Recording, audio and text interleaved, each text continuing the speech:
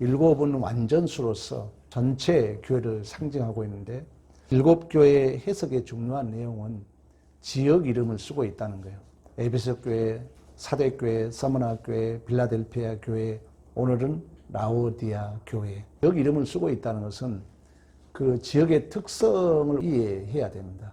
특히 라오디아 지역의 특징은 소아시아 내륙과 바다로 나아가는 관문인 그 에베소서로 연결하는 교통의 요충 지역이었습니다.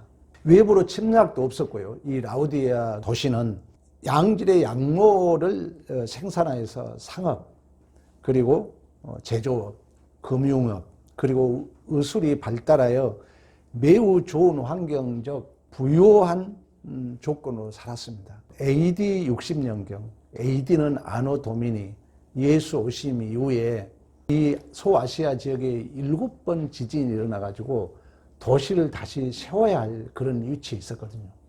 그러면 로마 중앙정부의 지원을 받아야 되는데, 이 라오디아 교회는 그 중앙정부 로마로부터 도움을 거부할 정도로 부유한 도시였습니다. 그리고 아주 유명한 의술학교와 의료시설이 있었는데, 특히 안약 생산으로 유명한 도시였어요. 그래서 안약을 사서 발라라, 이런 어떤 지역적 특성을 가지고 있다는 것입니다. 그러나 하나님은 전부를 혼자에게 다 주지 않아요. 이 라오디아는 식수가 좋지 않았어요. 그래서 히에라폴리스에서, 지금의 터키 지역입니다만, 온천수를 끌어오고 골로새에서 찬물을 이제 수로를 통해서 먼 거리에서 이제 끌어오는 거예요. 그러니까 수로를 통해서 끌어오다 보니까 그 차가운 물이 미지근해지는 거예요. 그래서 먹으면은 이게 토하고 싶을 정도로 그런 환경적, 지리적 조건 속에서 오늘 본문에 너희들이 뜨겁든지 차든지 해라, 미지근한 물을 토해내겠다, 이런 말씀이 기록되어 있다는 것입니다. 또 일곱 교회를 두 번째 해석의 특징은 기 있는 자는 성령이 교회들에게 하시는 말씀을 들을지어다. 이 말은 뭐냐면 이미 하나님 나라는 시작되었잖아요. 하나님 나라가 시작되었다는 건 종말을 품고 있는데, 이 하나님 나라가 시작되었다는 것은 하나님의 통치, 하나님의 다스림이 시작된 줄로 믿습니다. 그러니까 지금 교회 시대는 이미 시작되는데 아직 완료되지 않는, 이미와 아직의 중간 시대를 교회 시대라고 그래요. 그런데 이 일곱 교회를 향해서 반복되게 마지막이 기 있는 자는 성령이 교회들에게 하시는 말씀을 들을지어다 하고 있다는 거예요. 성령이 우리의 모든 것을 보시고 실제적으로 주도적으로 역사에 가신 줄로 믿습니다. 성령이 실제적으로 역사하지만 그 하나님, 그 주님이 누구냐를 말씀하고 있는데, 14절 아멘이요 충성되고 참된 증인이요 창조의 근본이시다. 그러니까 아멘이라는 얘기는 원뜻은 그렇게 되게 하옵소서라는 뜻을 가지고 있습니다. 그러나 이제 아멘의 해석적인 성경적 근거는 이사야서 65장 16절 이러므로 땅에서 자기를 위하여 복을 구하는 자는 진리의 하나님을 향하여 복을 구할 것이요 땅에서 맹세하는 자는 진리 하나님으로 맹세하리니 이는 이전 환란이 잊어졌고 내 눈앞에 숨겨졌음이라. 그러니까 이 이사야 65장의 내용은 하나님께서 너희들을 심판하되, 이 심판이 심판으로 끝나는 것이 아니라 다시금 새 하늘과 새 땅을 창조하시고 너희들을 새롭게 불러낼 그 하나님 앞에, 그 진리의 하나님 앞에 아멘, 하나님으로 복을 빌고 맹세하라는 것입니다. 즉 하나님은 한 번 약속하시고 또 계획하신 것을 반드시 이루어내시는 진리의 하나님이신 줄로 믿습니다. 그래서 17절에 그 얘기를 해요. 보라, 내가 새 하늘과 새 땅을 창조하나니 이전 것은 기억되거나 마음에 생각나지 아니할 것이라. 너희는 내가 창조하는 것으로 말미암아 영원히 기뻐하며 즐거워할지니라. 보라, 내가 예루살렘을 즐거운 성으로 창조하며 그 백성을 기쁨으로 삼고. 이런 내용이 포함되어 있는 게 바로 아멘이라는 것입니다. 아멘이라는 것은 우리를 구원하시고 새하늘과 새 땅을 주시고 그 하나님으로 말미암아 우리가 기뻐하고 감사하고 이 내용이 포함되어 있는데 그걸 실제적으로 이루신 분이 예수 자신이라는 거예요. 그래서 예수 자신을 표현할 때 아멘이요 충성되고 참된 증인이요 창조의 근본이시오. 이 참되고 충성되고 참된 증인이라는 것은 빌립보서에 말씀하고 있잖아요. 예수님께서 아버지 뜻을 이루기 위하여 죽기까지 복종하신 최종 계시자 예수 그리스도. 그리고 창조의 근본이라는 내용은 태초에 우리 예수님께서도 우주 만물을 창조할 때 함께 계셨고 또 하나님의 영광의 광채시고 하나님의 그 본체 형상이신 예수 그리스도를 말씀하고 있는 것입니다. 그러니까 우리의 존재와 우리의 인생의 시작이 아멘이요 충성되고 참된 증인이요 창조의 근본이신 주님께 있는 줄로 믿습니다. 이러한 약속이 예수 그리스도로 말미암아 성취되었다면은 아까 성령과 관계에서 얘기했던 것처럼 이미와 아직이라는 이 중간 시대도 신적 확증으로 신적 보증으로 우리에게 성령을 보내주셔서 성령의 주도적인 역사를 통하여 반드시 이 약속이 이루어질 것이란 그 내용이 포함된 의미에서 기 있는 자는 성령이 교회들에게 하시는 말씀을 들을지어다. 이걸 샌드위치 기법이라고 그래요. 그러니까 아멘이요 충성된 참된 증인이요 그리고 창조의 근본이신 이 하나님이 이제 중간에 이야기를 하는 거예요. 그러면서 너희들은 이 성령의 소리를 들을지어다. 샌드위치 기법이라고 그러는 거죠. 이제 그 내용이 오늘 본문에 포함되어 있습니다만 그러면서 라오디아 교회를 책망하는 내용이 15절부터입니다. 내가 내 행위를 아노니 내가 차지도 아니하고 뜨겁지도 아니하도다. 내가 차든지 뜨겁든지 하기를 원하노라. 내가 이같이 미지근하여 뜨겁지도 아니하고 차지도 아니하고니 내 입에서 너를 토하여 버리리라. 내가 말하기를 나는 부자라. 부유하여 부족한 것이 없다 하나 내 공고한 것과 가련한 것과 가난한 것과 눈먼 것과 벌거벗은 것을 알지 못하노라. 라오디아 교회는 엄청 부유한 도시였습니다. 한번 그 서구 사회를 철학적 그 차원에서 해석을 해보자면은 철학이라는 것은 원래 인간의 존재 방식 또 이유, 가치, 의미를 근본적이고 보편적으로 이해를 추구합니다. 소크라테스 너 자신을 알라. 이 말은 자신의 무지를 알라는 거예요. 다시 말하면 진정한 자신의 존재를 바로 인식하라는 것입니다. 그래서 이 철학의 출발은 사실 절대 진리, 절대 기준을 갖는 것이 철학의 임무였습니다. 왜 그러면 나를 알아야 되니까. 그래서 소크라테스의 제자 플라톤은 이데아를 설정해요. 형이상학적인 절대자를 설정합니다. 그러니까 절대자가 있어야 나를 안다는 거예요. 주님 손 교회를 찾으려면은 그 고유, 변하지 않는 절대 진리, 뭐 망우산을 기준으로 한다든가. 그래서 이제 주소가 나와 있는 것처럼 내가 나를 규명할 수 없잖아요.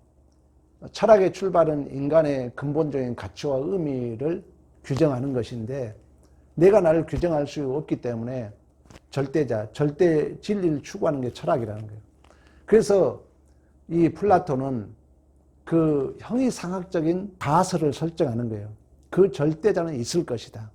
그러면 그 절대자를 만나면 나를 만나게 될 것이다.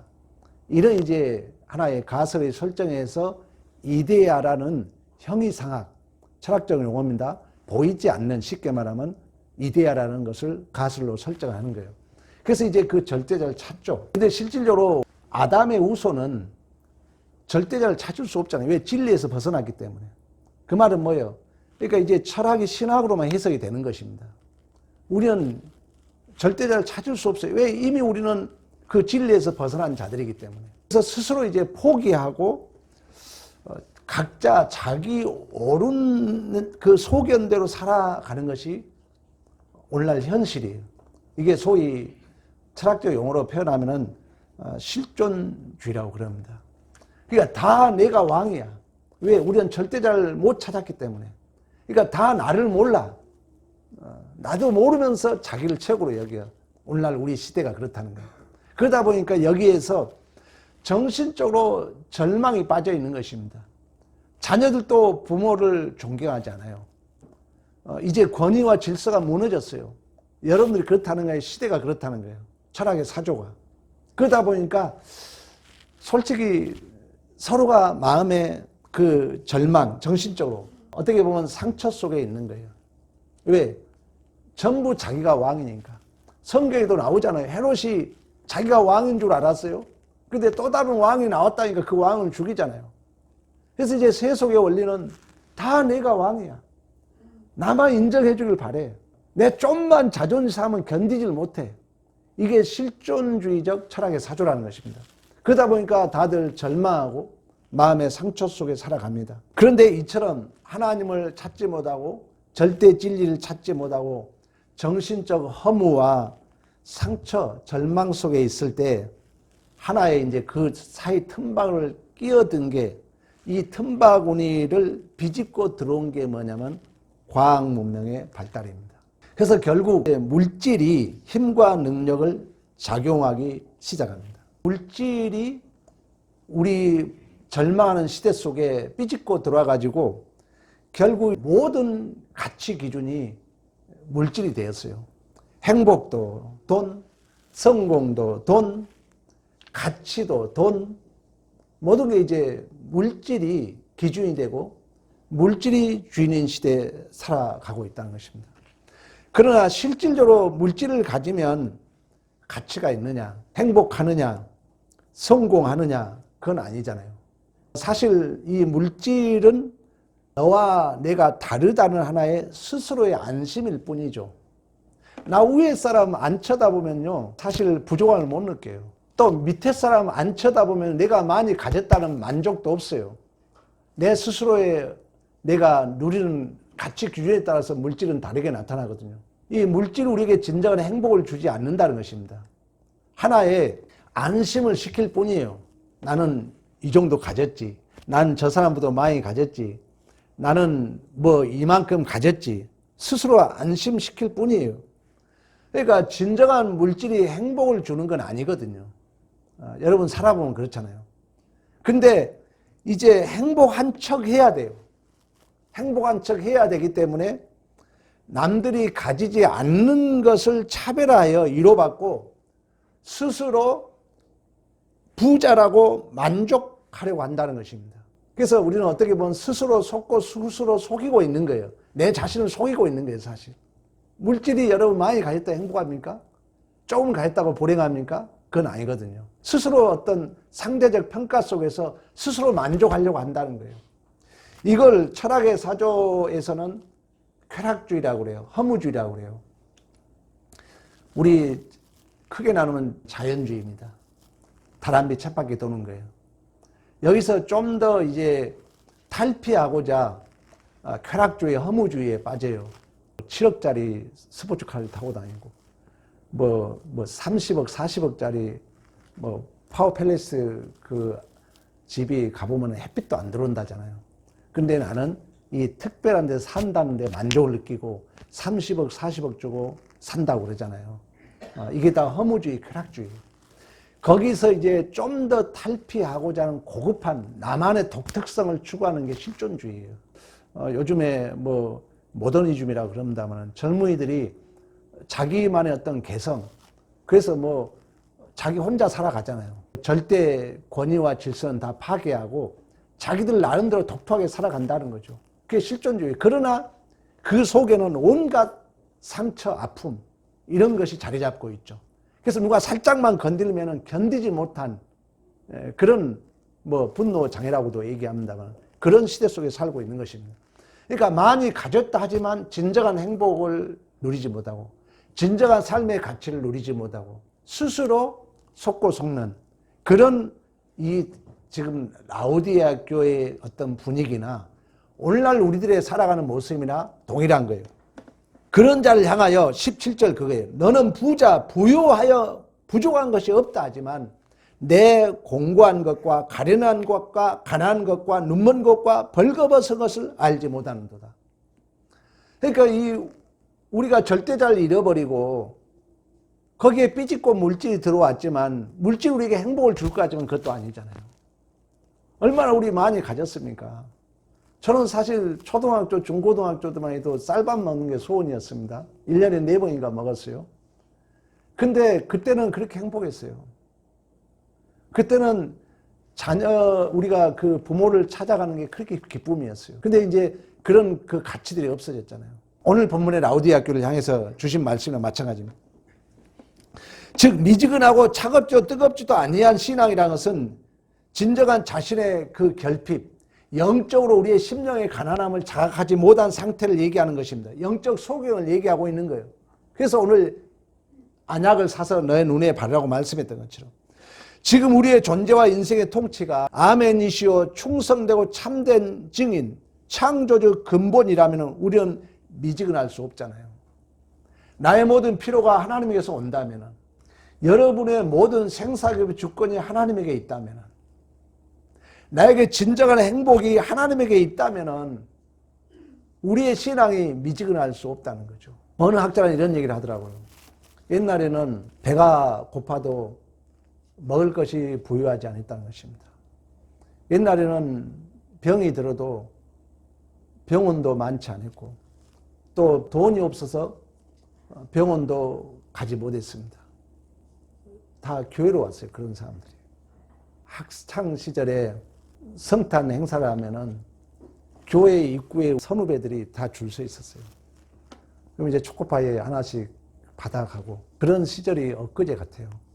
그러나 요즘에 물질의 부유함을 누리다 보니까 통계적으로 보면은 세계 인구 78억 중에 51%가 아예 종교 자체를 가지고 있지 않다고 합니다.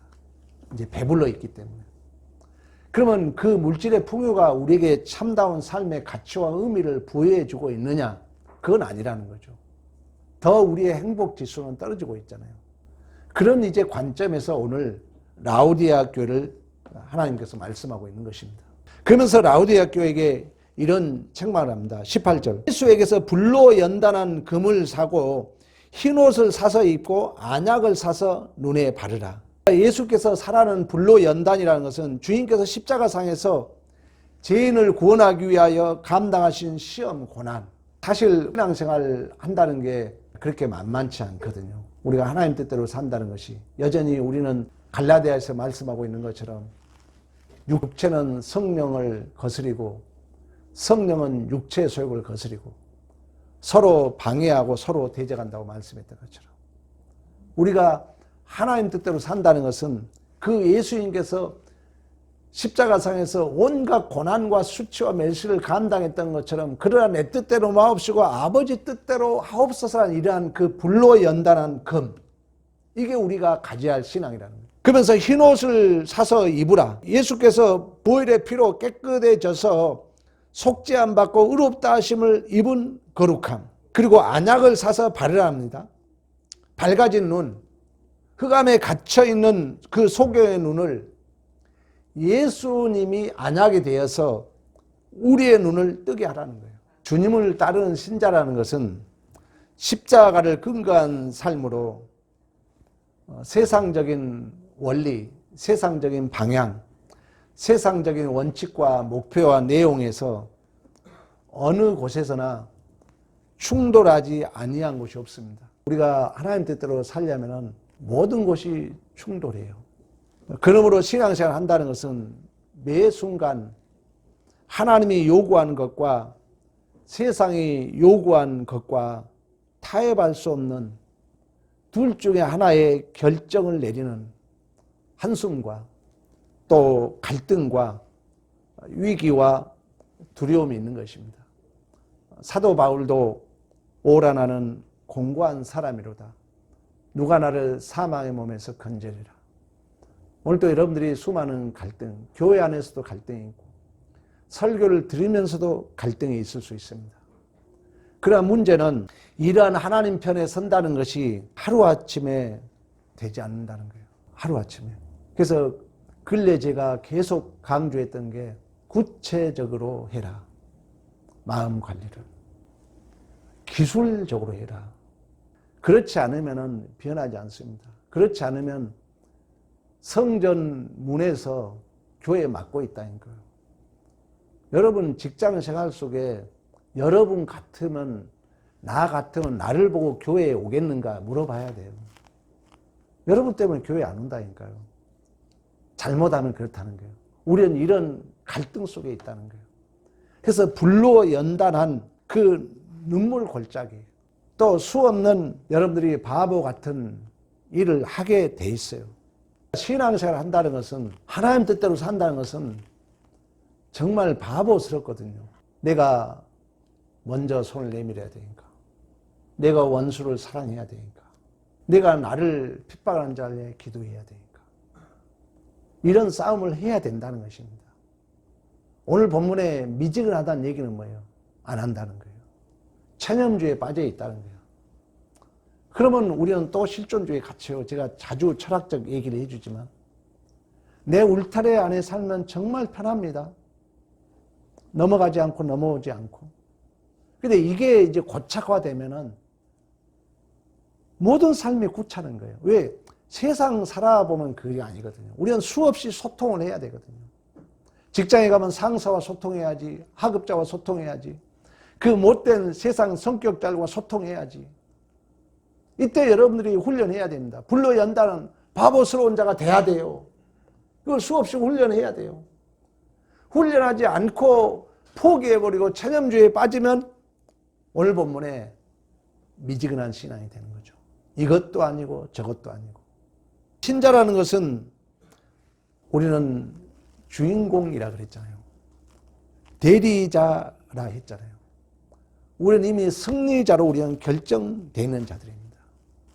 그래서 여러분들이 수없는 부딪히고 또 싸워보는 그 속에서 나의 잘못을 알고 내가 실력이 없다는 것을 알고 더 열심히 하고 회개하고 고치는 그 기회를 우리가 가져야 됩니다. 사실 세상 사람들은 고쳐질 기회가 없는 거예요. 우리가 어떤 갈등이 있고 부딪힘이 있어도 세상 사람들은 진리가 없기 때문에 고칠 기회가 없는 거예요. 세상 사람은 더 화를 내죠.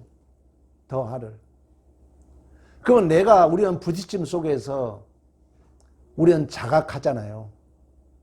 오늘 본문에 불로 연단하라 그러잖아요. 안약을 사서 눈을 바르라 그러잖아요. 19절에 사랑하는 자여 책망하여 징계하노니 열심을 내라 회개하라 그러잖아요. 우리의 신앙생활은 이러한 그 갈등 속에 나를 고치는 일을 해야 된다는 거예요. 안 되면은 우려야 됩니다. 무릎을 꿇어야 돼요.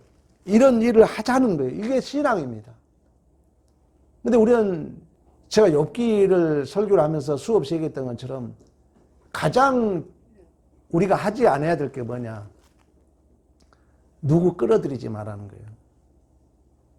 저 사람이 저랬으니까 핑계하지 말라는 거예요. 그러니까 우리는 비겁한 자가 되면 안 돼요. 당당해야 돼요. 주인공 대리자로서. 근데 우리는 어떤 상황이 내가 울고 내가 감당할 상황이 잘못하게 되면은 누구를 끌어들여가지고 저러니까 이러니까 핑계대고 우리는 그 상황을 내가 고쳐야 되는데 오늘 본문에 그래요. 열심을 내라 회개해라. 징계와 책망이 있을 때 포기하지 말아라 얘기하고 있잖아요. 근데 우리가 잘못된 이 라오디게아 교회가 뜨뜻미지근하고 차지도 않고 뜨겁지도 않았다는 얘기는 결국 체념주의에 빠진다는 거예요. 피해버린다는 거죠. 의연주의 그러지 않습니까?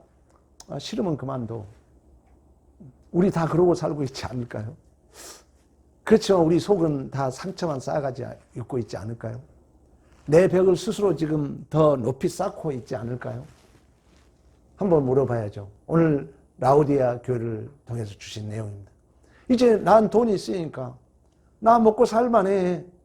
그래서 우리는 소통의 문을 닫고 있지 않습니까? 아니라는 거예요. 성경 얘기는. 우리의 목적은 그게 아니기 때문에.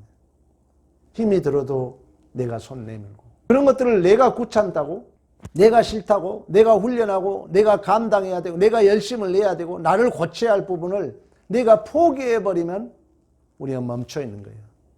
오늘 본문에 뜨겁지도 않고 차지도 않는 미지근한 이런 신앙을 오늘 라우디게아 교회를 말씀하고 있는 것처럼 오늘날 우리들을 위하여 얘기하고 있는 것입니다. 직장, 교회, 가정에서 이 핑계 저 핑계 핑계하지 말고 피하지 말고 하나님의 존재, 하나님의 자녀로서 존재하라는 거예요. 그래서 우리는 울어야 돼요. 무릎을 꿇어야 돼요. 절대 우리는 주인공 되리자는 거 잊으시면 안 됩니다. 오늘날 시대가 너무나도 급속도로 변해가고 있어요. 우리가 그 일을 하지 않으면 우리 교회만 안 날 뿐만 아니라 여러분 주위에 많은 사람들이 그 지역에 나갈 성도들이 교회 안 나간다는 거예요. 오늘 라우디게아 교회를 향하여 주신 말씀입니다. 그래서 19절에 그 얘기를 사랑하는 자를 책망하여 징계하느니 열심을 내라 회개하라. 하나님은 우리를 끝까지 포기하지 않겠다는 것입니다. 하나님은 끝까지 우리를 포기하지 않겠다는 거예요. 그래서 열심을 내라 회개해라. 너를 포기하지 않기 때문에 내가 징계한다 책망한다. 하나님은 우리를 고칠 때까지 우리를 승리자로 만들어 간다는 거예요. 지난주 여러분 설교 기억납니까? 어느 그 지방 군청의 여자 씨름 선수 반드시 우승을 승리하도록 하기 위하여 감독이 계속 실패를 경험하는 것처럼 그런 의미에서 본다면 여러분들이 실패를 기쁨으로 받아들여야 돼요. 왜? 하나님이 포기하지 않는 우리를 향한 하나님의 손길이기 때문에. 20절에 계속 그 얘기를 합니다. 내가 문 밖에 서서 두드러니 누구든지 내 음성을 듣고 문을 열면 내가 그에게로 들어가 그와 더불어 먹고 그는 나와 더불어 먹으리라. 하나님은 우리 안에 뚫고 들어와 계십니다. 뚫고 들어와서 우리에게 말씀해요. 성령이. 성령이 수없이 우리에게 말씀합니다. 근데 우리가 체념주에 빠질 수 있는 가장 큰 문제는 뭐냐? 이제 나는 나 혼자 먹고 살만하다는 거죠. 오늘 라우디게아 교회를 주는 말씀이에요. 나는 먹고 살만하니까 나 희생하기 싫어. 나 먼저 손 내밀기 싫어. 오늘 핵심은 그러지 말라는 거예요. 여러분들이 먹고 살만하더라도 성령이 내 요구하심 앞에 사실 그렇잖아요. 혼자 여러분 살아도 큰 꺼리낌 없이 살 수 있어요. 그러나 하나님은 우리의 존재를 거기에 머물러고 싶지 않다는 거예요. 이미 누가복음에서 말씀했던 것처럼 예수 그리스도의 죽으시고 부활하심으로 제사함 받고 회개한 일이 예루살렘에서 온 백성에까지 기록되었을 때 이래 너희들이 증인이다. 이제 우리는 증인된 삶을 살아야 돼요. 그 삶을 살기 위하여 하나님은 우리를 자녀 삼아 주셨기 때문에 이제 그 확증으로 그 능력으로 내 안에 내주하신 성령의 말씀 우리 안에서 말씀한다는 거예요. 우리 안에서 말씀하기 때문에 그 말씀을 알아듣고 순종하라는 거예요. 그러면 나와 더불어 먹고 산다는 것은 이제 우리가 이 하나님의 말씀을 먹고 살면은 다시금 이제 실체이신 예수의 모습으로 우리가 나타날 수밖에 없다는 것입니다. 하나님의 자녀로 우리가 증언될 수밖에 없다는 거예요. 그래서 21절에 그 얘기를 합니다. 21절 봅니다. 이기는 그에게는 내가 보호자에 함께 앉게 하여 주기를 내가 이기고 아버지 보호자에 함께 앉은 것과 같이 하리라. 하나님의 자녀와 동등한 권세를 주겠다는 것입니다. 보호자에 앉아 계신 주님처럼 아직 완료되지 않는 교회 시대를 어떻게 살 것인가 우리에게 말씀해 주고 있는데 결국 우리 안에 우리 성령이 문을 두드리고 있다는 거예요. 이건 어떤 전도의 문이 아니라 우리 안에 성령은 말씀하고 있다는 거예요. 이 말씀을 받아들이고 순종하게 되면 더불어 먹고 산다는 거예요. 그러니까 예수가 나의 양식이 되는 거죠. 예수가 나의 생명이 되는 거죠. 그래서 보좌에 앉은 그 주님처럼 우리가 하나님의 자녀다운 자로서 하나님의 그 왕권 통치가 우리를 통하여 실현되는 거죠. 그래서 주님의 나라와 의가 이 땅에 실현되고 주님의 의가 이 땅에 재현되는 우리의 복 있는 자녀로서의 우리가 승리를 말씀해 주고 있는 것입니다. 지식도 여러분들이 들어온 것을 삶을 통해서 나가도록 해야 되고 물질도 모으려고 하면은 이 강박관념에 견딜 수 없어요. 쓸 수 있는 용기와 배짱이 필요합니다. 그랬을 때 여러분들에게 하나님의 자녀다운 참다운 가치와 행복을 누리게 될 줄로 믿습니다. 이러한 믿음의 승리가 있기를 간절히 축원합니다.